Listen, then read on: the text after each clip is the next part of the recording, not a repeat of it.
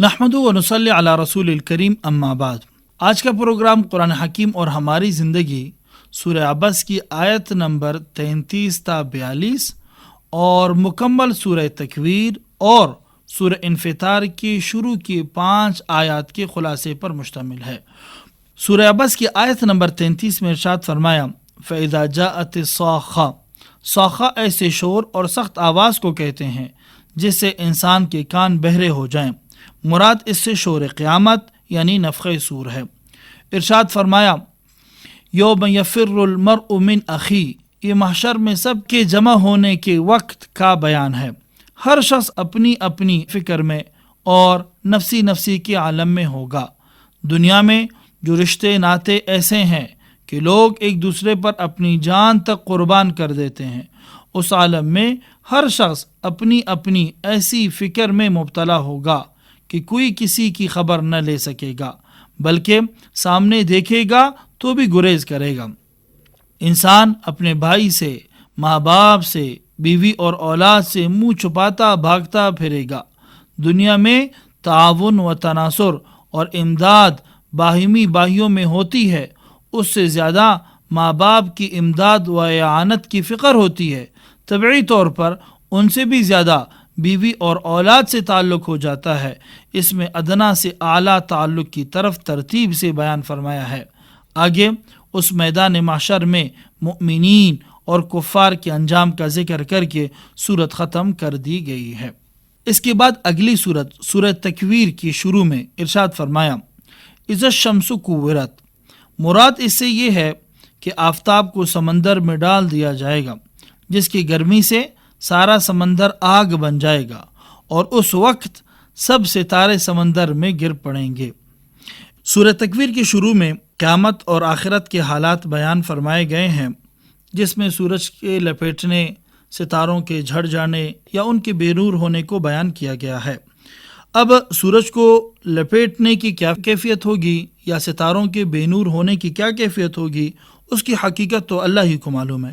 البتہ یہ بات ظاہر ہے کہ اس کے نتیجے میں سورج میں روشنی باقی نہیں رہے گی۔ چنانچہ بعض حضرات نے اس آیت کا ترجمہ یہ بھی فرمایا ہے کہ جب سورج بے نور ہو جائے گا، چونکہ لپیٹنے کو عربی میں تکویر کہا جاتا ہے، اس لیے اس سورت کا نام سورہ تکویر رکھا۔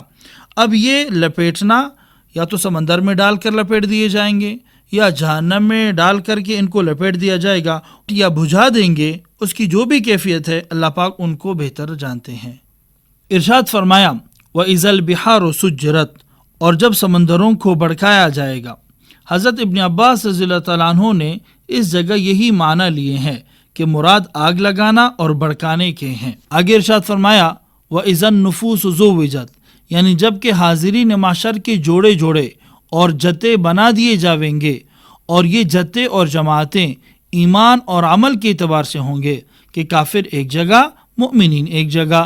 پھر کافر اور مؤمن میں بھی اعمال و عادات کا فرق ہوتا ہے، ان کے اعتبار سے کفار میں بھی مختلف قسم کے گروہ ہو جائیں گے، اور مسلمانوں میں بھی یہ گروہ عقیدے اور اعمال میں درجے کی بنا پر ہوں گے۔ ارشاد فرمایا وَإِذَا الْمَوْءُودَةُ سُئِلَتْ، یہ آیت محشر کے حالات کو بیان کر رہی ہے کہ جب اس لڑکی سے سوال کیا جائے گا جس کو زندہ درگور کر کے مار دیا گیا تھا۔ ظاہر الفاظ سے یہ ہے کہ یہ سوال خود اس لڑکی سے ہوگا۔ اس سے پوچھا جائے گا کہ تجھے کس جرم میں قتل کیا گیا، اور یہ بھی ظاہر ہے کہ مقصود اس سے سوال کرنے کا یہ ہے کہ یہ اپنے بے گناہی اور مظلوم ہونے کی پوری فریاد بارگاہ رب العزت میں پیش کرے تاکہ اس کے قاتلوں سے انتقام لیا جائے۔ اور یہ بھی ممکن ہے کہ مراد یہ ہو کہ موعودہ لڑکی کے بارے میں اس کے قاتلوں سے سوال کیا جائے گا کہ اس کو تم نے کس جرم میں قتل کیا۔ یہاں عربوں کے اسلام سے پہلے کی حالت کو بیان کیا جا رہا ہے، جب وہ لڑکی کی پیدائش کو یا لڑکی ہی کو اپنے لیے باعث شرمندگی سمجھتے تھے اور بچی کو پیدا ہوتے ہی زمین میں زندہ دبا دیتے تھے۔ پھر اللہ جل شانہ اس بچی کو زندہ فرمائیں گے اور اس بچی کو انصاف دلائیں گے۔ ارشاد فرمایا وَإِذَا السَّمَاءُ كُشِطَتْ، یہ آیت قیامت کے نفخہ اولا کے متعلق ہے جو اسی دنیا میں پیش آئے گا کہ آسمان کی زینت جن ستاروں اور شمس و قمر سے تھی وہ سب بے نور ہو جائیں گے اور آسمان کی موجودہ حیت بالکل بدل جائے گی۔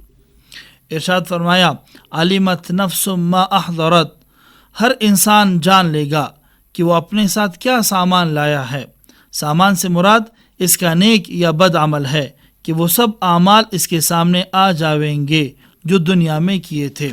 سورہ تکویر کے آخر میں اللہ جل شانہ نے کفار کے بیہودہ اعتراض کا جواب دیا جو معاذ اللہ رسول اللہ صلی اللہ علیہ وسلم کو مجنون کہتے تھے، اور فرمایا وما صاحبکم بمجنون، اور جو فرشتہ وحی لے کر آتا ہے وہ جبرائیل علیہ السلام ہے جو امین ہے، فرما بردار ہیں، اور رسول اللہ صلی اللہ علیہ وسلم نے براہ راست ان کو دیکھا بھی ہے، لہٰذا آپ صلی اللہ علیہ وسلم پر بہتان لگانا، سحر کا، جنون کا، یہ سب افطرا ہے جس کی سزا آخرت میں مل کر رہے گی۔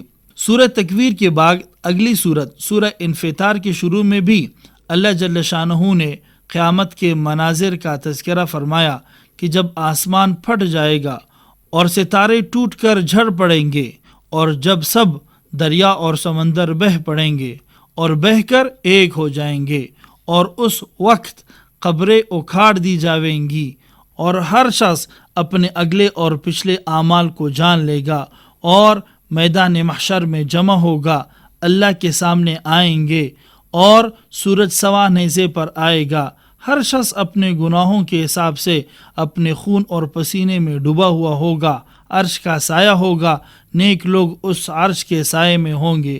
آج کا پروگرام قرآن حکیم اور ہماری زندگی سورہ عبس کی آیت نمبر 33 تا 42 اور سورہ تکویر کی آیت نمبر 1 تا 29 اور سورہ انفطار کی آیت نمبر 1 تا 5 کے خلاصے پر مشتمل تھا۔ دعا ہے اللہ جل شانہ ہمیں قرآن میں دی گئی تعلیمات پر عمل کرنے کی توفیق عطا فرمائے، آمین۔ وآخر دعوانا ان الحمد للہ رب العالمین۔